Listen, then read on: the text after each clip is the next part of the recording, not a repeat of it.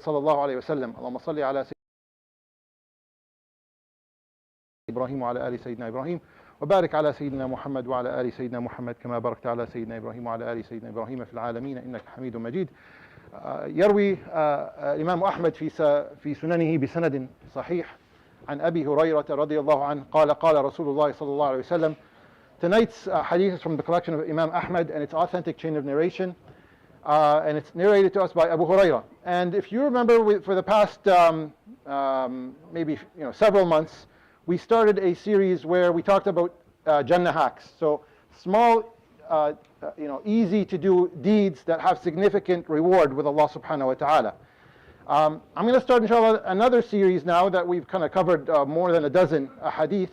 And this is the opposite. These are seemingly small deeds that have major consequences and repercussions. And we have to be mindful of those because you'll see in this hadith that they are pretty serious. So in this hadith, قيل لرسول الله صلى الله عليه وسلم إن فلانة تقوم الليل وتصوم النهار وتفعل وتصدق وتؤذي جيرانها بلسانها. فقال رسول الله صلى الله عليه وسلم لا خير فيها إنها من أهل النار أو هي من أهل النار. The hadith, the Prophet ﷺ says that it was told to him that this lady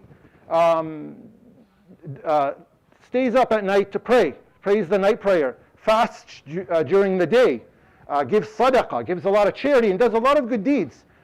But she tends to harm her neighbors with her tongue.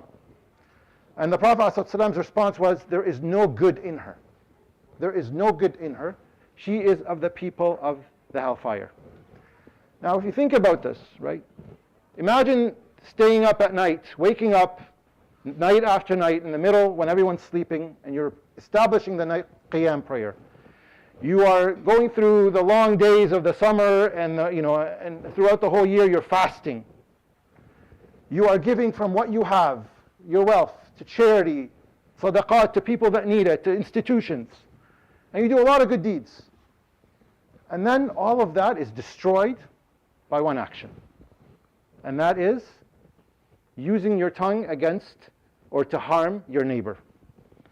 And this analogy of building, it exists in a lot of domains. So trust, it takes a long time to build trust, but all it takes is one action of doing something behind someone's back or lying to them that you destroy that trust and in an instant, and it takes years to rebuild.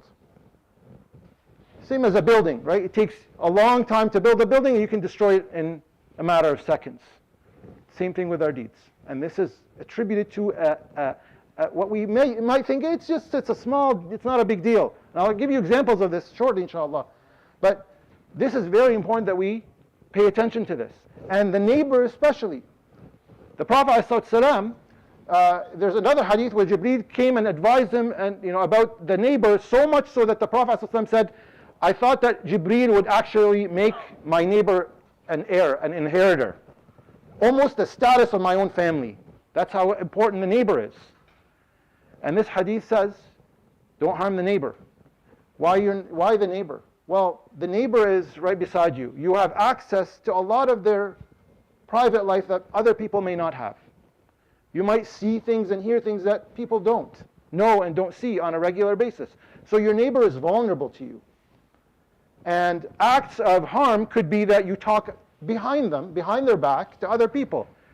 You say, so-and-so's husband is crazy, or their kids are just miserable, or they always have people over and they're so loud. And then in front of their face, you look at, you see them, you say, you finally did something about your backyard, you finally cleaned up, you finally did so-and-so. You had finally a night of quiet and peace. You can harm them to their face or behind their back. And all that, that's all it takes to destroy deeds and deeds of good deeds.